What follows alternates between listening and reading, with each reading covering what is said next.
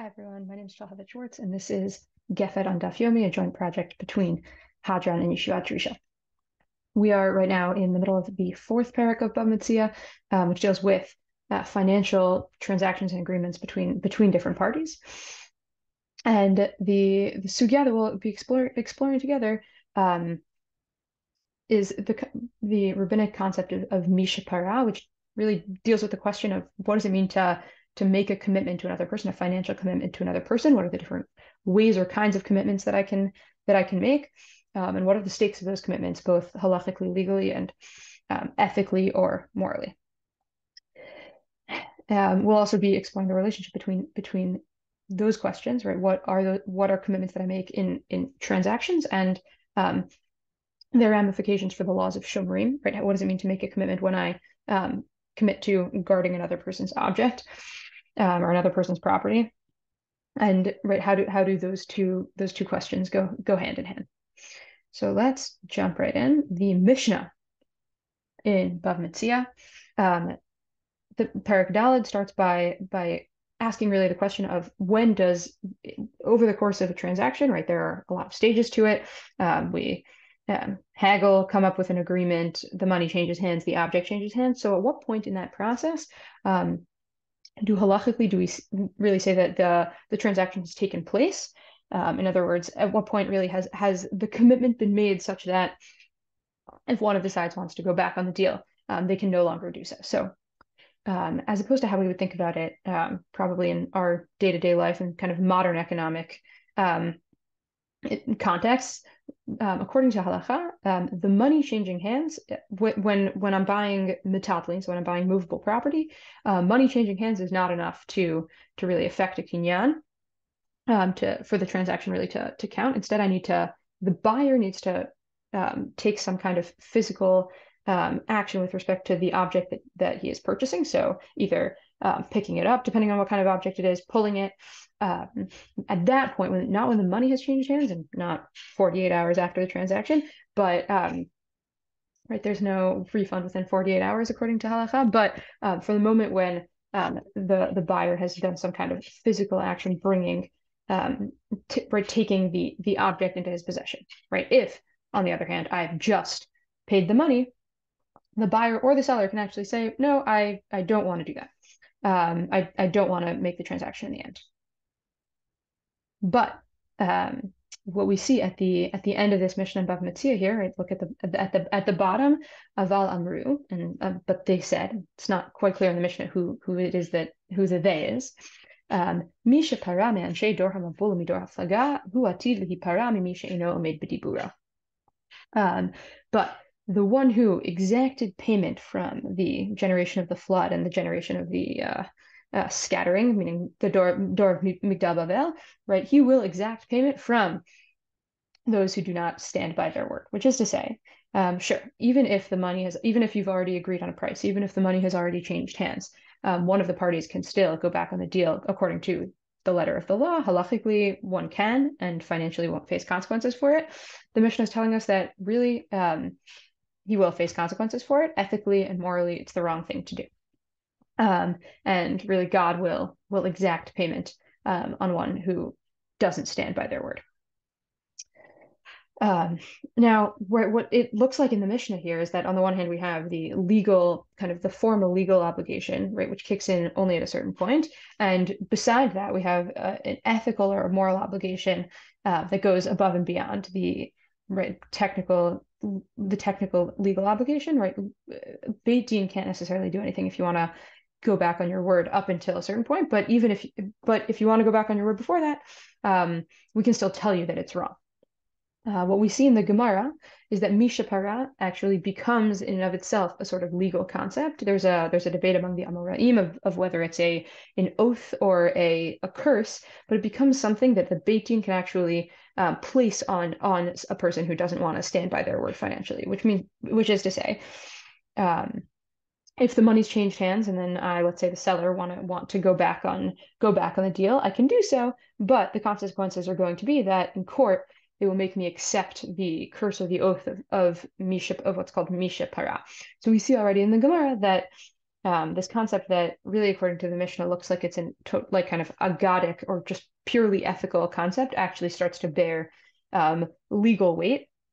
That we want to give teeth to the notion that someone who makes a commitment, even if it's only a verbal commitment and it doesn't have real financial weight halachically, still is going to have real life consequences, even in this world. Now let's take a look at a couple of stories in the Gemara that emerge in our sugya on Daf Mem Tet that give us a little bit of a window into the context for this curse of ShePara and the places where it might be important or relevant. So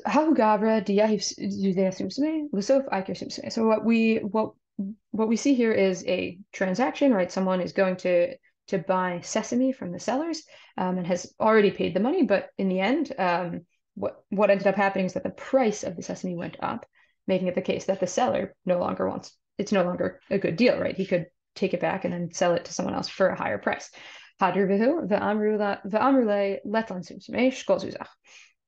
do they say? The sellers, they say, actually, we don't have sesame.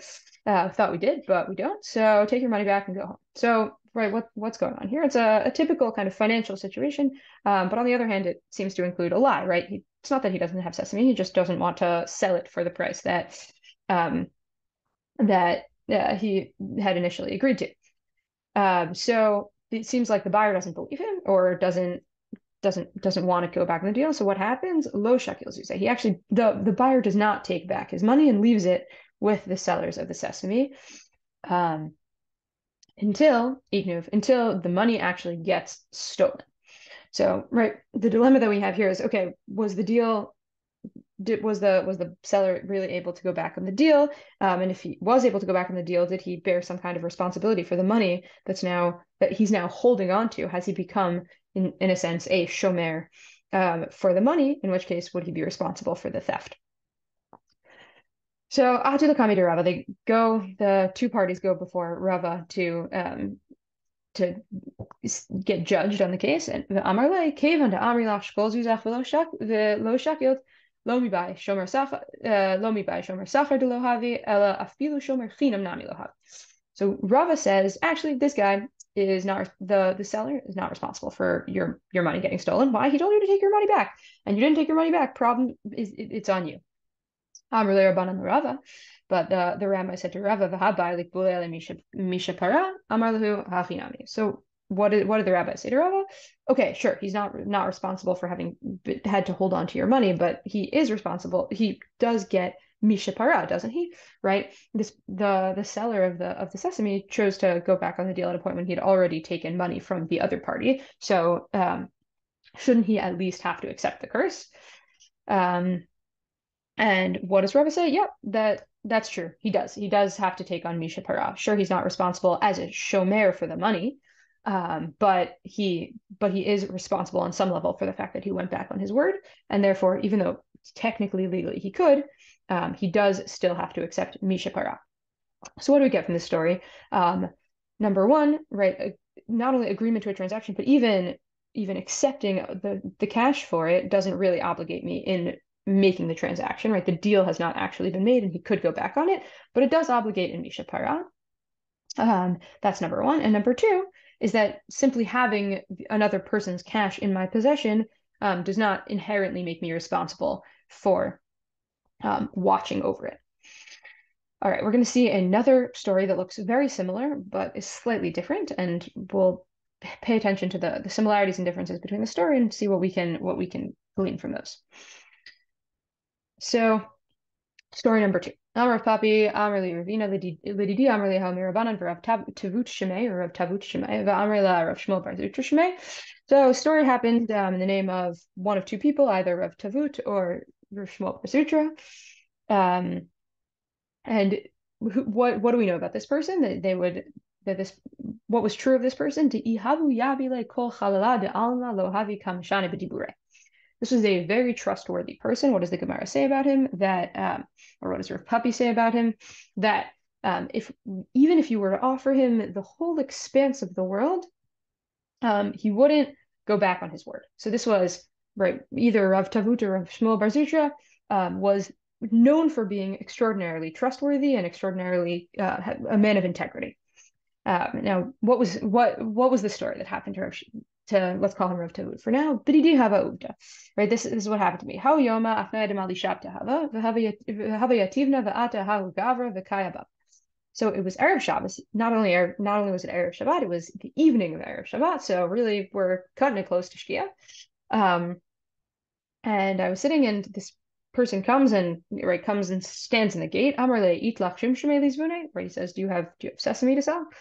Amar le lo, and I said, no, I don't have any. Amar li lihavu hanach zuze bepikadon gabach dehachashkali. Okay, the buyer, or the person who wants to buy the sesame that Rav Tavut doesn't have, says, okay, but it's Erev Shabbat and the sun's setting and I'm carrying all this money. Can I leave it with you? Because I don't want to have to be carrying money on Shabbat. To which Rav Tavut responds, Ha beita kamach, my house is before you.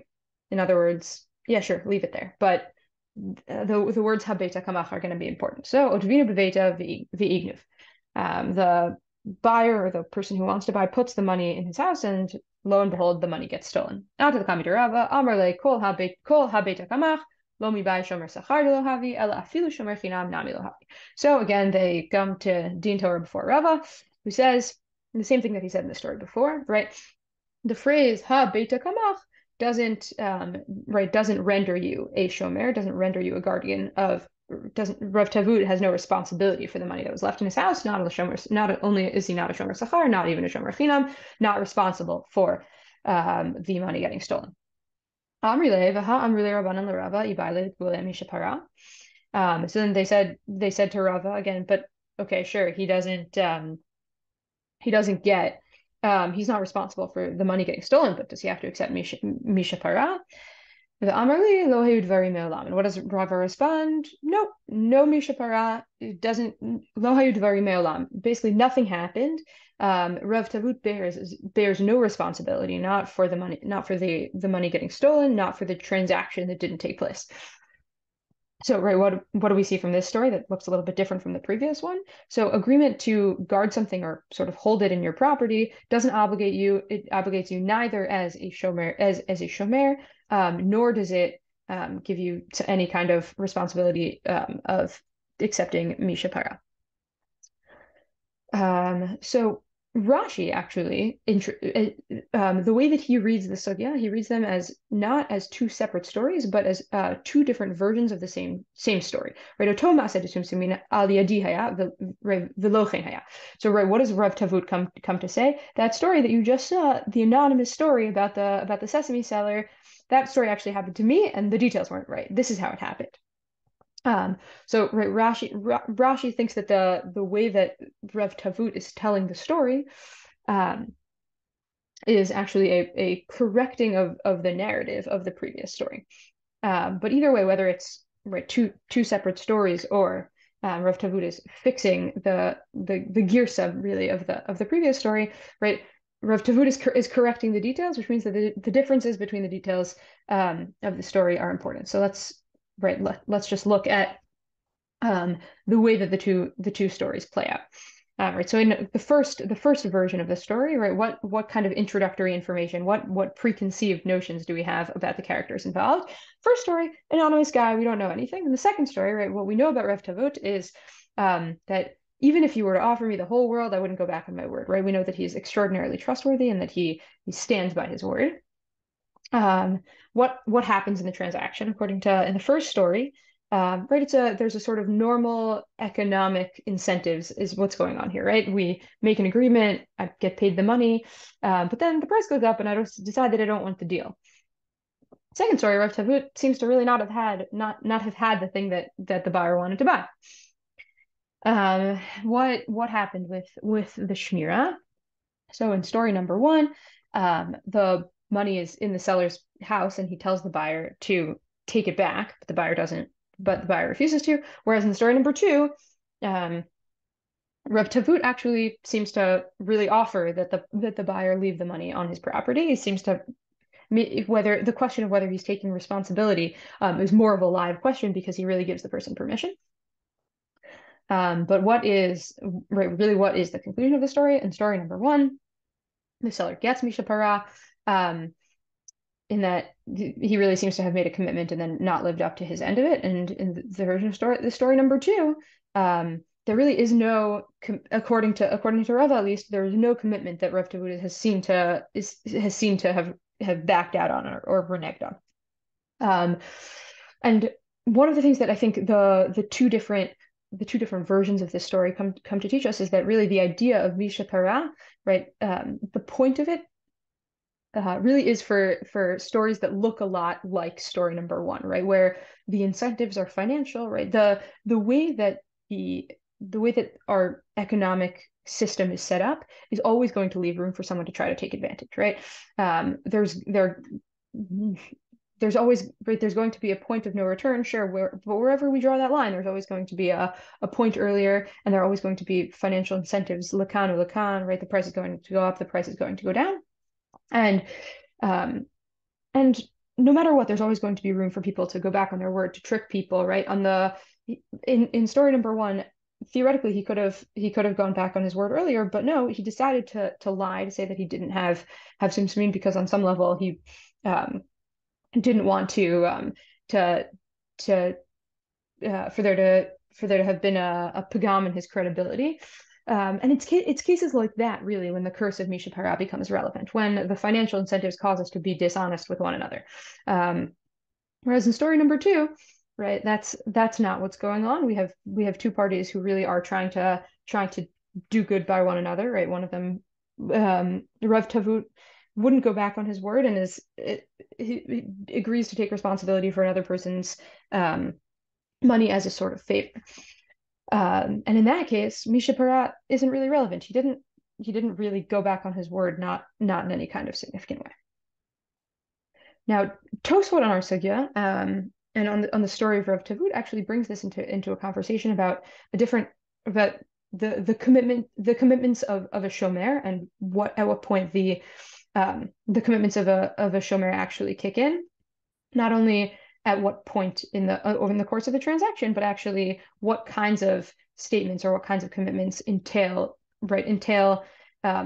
taking on responsibility as a shomer, what renders someone a shomer, which also gets at the question of really what are the nature of interpersonal financial commitments according to halacha. So Tosfot looks at our sugya and looks at Rav Tavut and sees that actually there's this seems to contradict a different sugya in Bava Metzia and sugya in Bava Kama and Parakapara.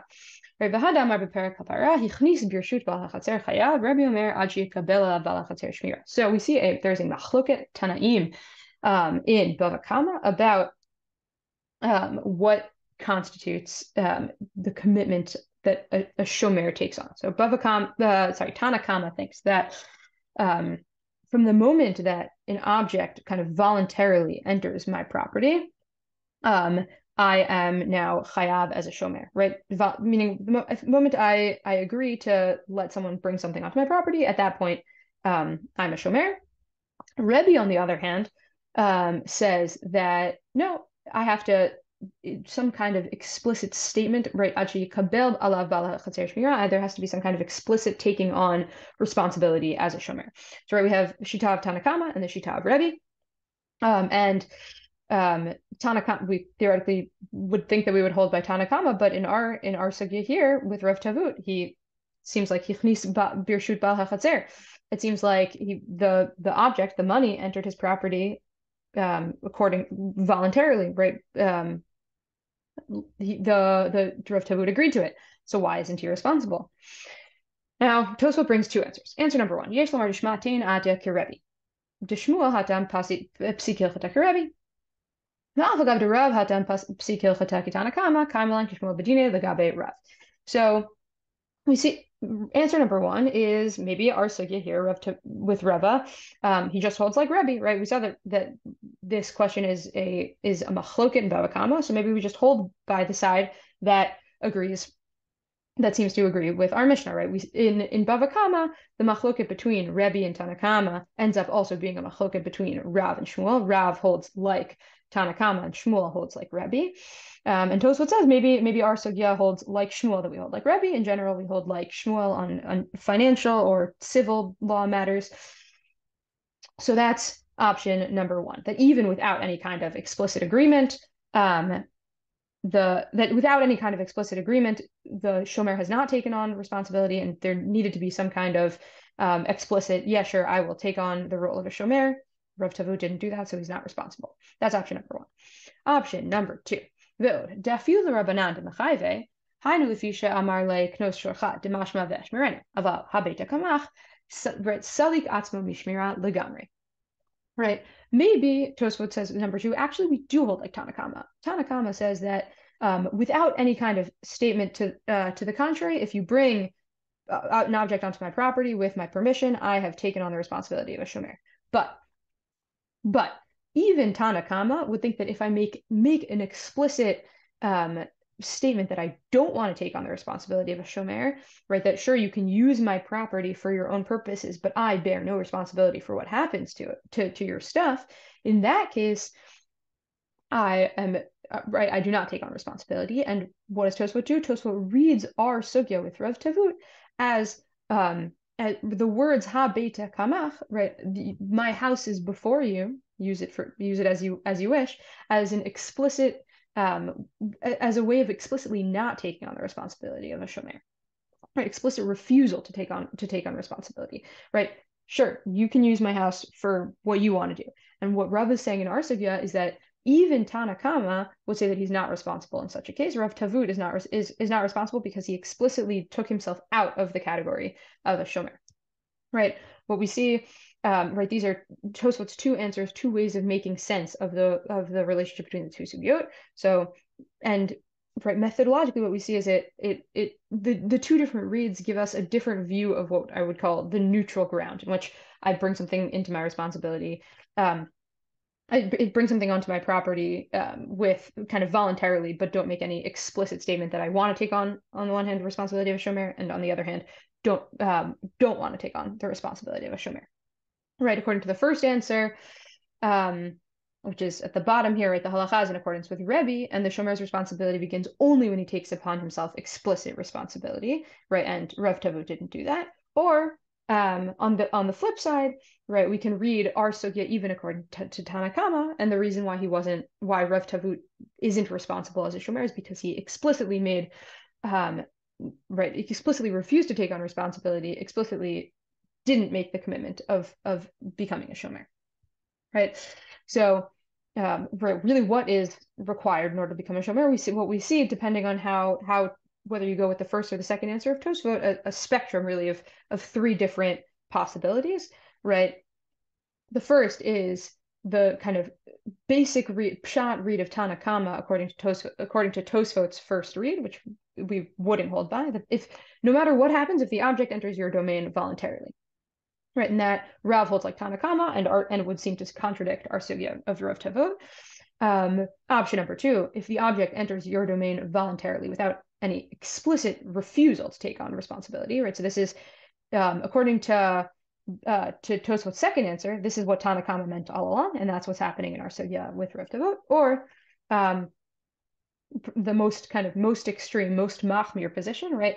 I only take on the responsibility of a shomer if the object enters my domain voluntarily, and I explicitly agree that I'm willing to take on, right, that I'm willing to take on the responsibilities of a shomer. That's Rebbe's position, and that's Rava's position with regard to Rav Tavut and our sugya, according to Tosfot's first answer.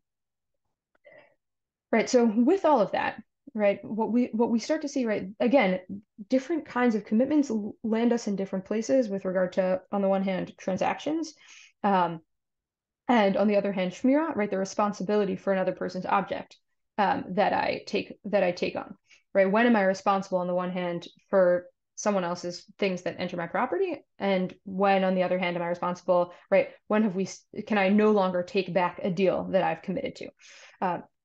And with regard to all of those, right, and we'll see also shortly that even with shmirah too, the concept of ShePara, right, is also relevant, right? If I agree to watch another person's object, but even if and then want to take it back, I might get ShePara in that case as well. The final thing that we're going to look at is also with Dinei Shmirah, right? The question of at what point I can take things back, and the question of at what point I am responsible for the object itself, right? Those two things are actually both right live questions with regard to Shmirah, and we were looking at them as kind of almost the same question, right? When does the transaction really take place?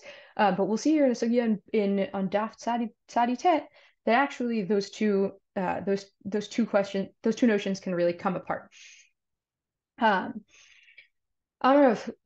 what we're going to be talking about here is a case of a shoel, a case of a shoel, which is a person who's borrowing another object, one of the kinds of shomrim, one of the different kinds of guardians of an object, who has the highest level of responsibility with regard to the object that he's watching because he is allowed to use the object.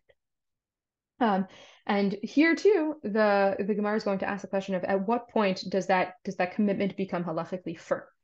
And we're going to see a machloket amoraim. Amar Rav Huna, Hashuel kardom mechavero bakabo knao lo bakabo lo knao.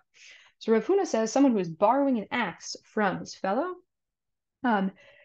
what is the point at which the kinyan has taken place? Not when the money has changed hands, although there isn't really money here because he's borrowing it, but not when he has brought the object onto his property, not necessarily when he has picked up or pulled the object, but from the moment that he has started to use it, bakapa, when he has chopped wood with it. At that point, he has purchased it. Before that, he has not. So now we're seeing a kind of third category that we saw before. Lemai. So the first option that they bring up is, right, what does it mean, knao? At what point does he become responsible for the object if it gets lost, stolen, something happens to it, even in a case of onus, a shoel, a borrower is chayav. So that's the first option. The Gemara rejects it. Ela l'chazara. Bakabo lo matzi hadarbe mashil, lo bakabo matzi mashil hadarbe. Rather for chazara, for the question of can I take it back, or can the lender go back on his word? So the maskana of the Gemara is that the moment at which point the lender can no longer go back on his word isn't when he takes isn't when the shoel takes it onto his property, but is when he starts using it for his own practical purposes.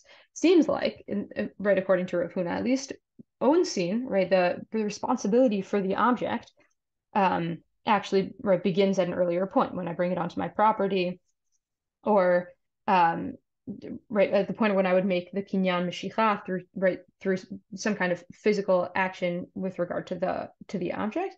But even when I'm already responsible for making sure that nothing bad happens to the object, the mashil, the lender, can still go back on his word up until the very last moment, up until I've started to use it.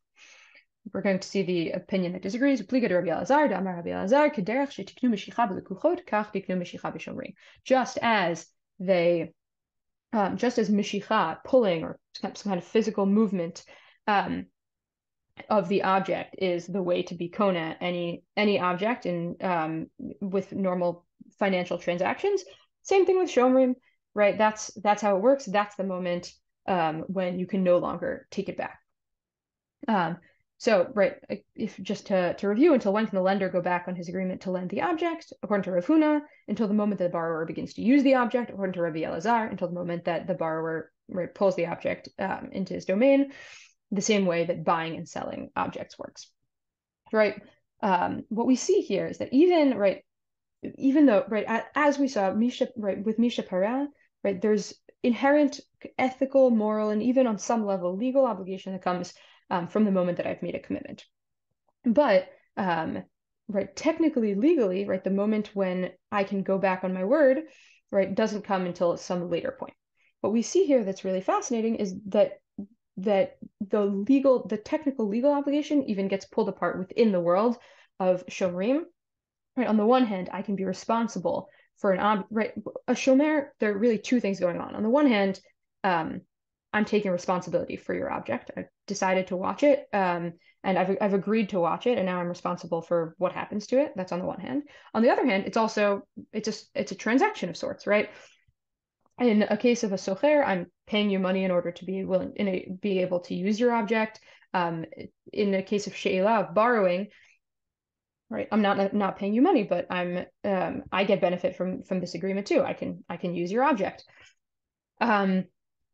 And one of what part of what's so fascinating about this picture is that, right, those two elements of the transaction actually come apart, right? According to Rav Huna, at least according to Rav Huna, right, the moment when I take responsibility for watching your object, sure, that's whenever that is, whether I pull it into my domain. But the moment at which the transaction takes place, right, the moment at which now the object is mine to use, and you, the lender, can't do anything about it, that doesn't happen until the moment that I've started to use the object.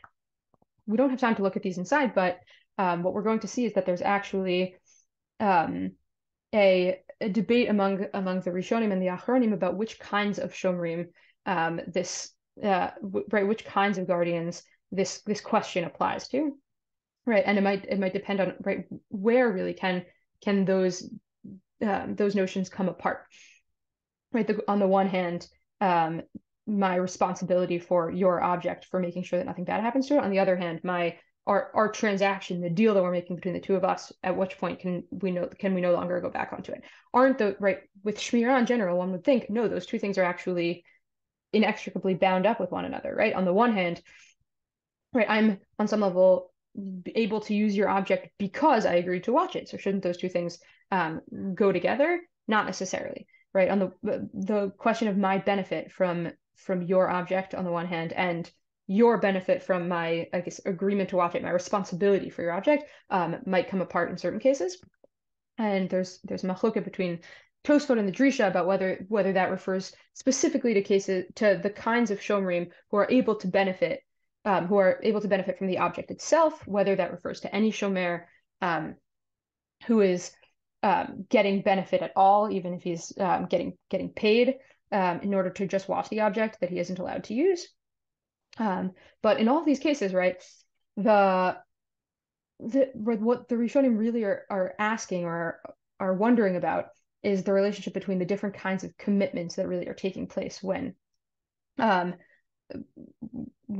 agree to become a shomer. The commitment that I'm making to you to watch your object, the commitment that you're making to me that this deal is going to go through, and I'll be able to have benefit from the object. And as with this whole sugya with ShePara and the question of the commitments of a shomer, right? We really do see the halacha contending with the question of at what point my commitments really take effect. And as we move into Pesach, right, a holiday about really in large part about the power of our words, this power of telling stories, thinking about the power of our words also in context of financial agreements, we can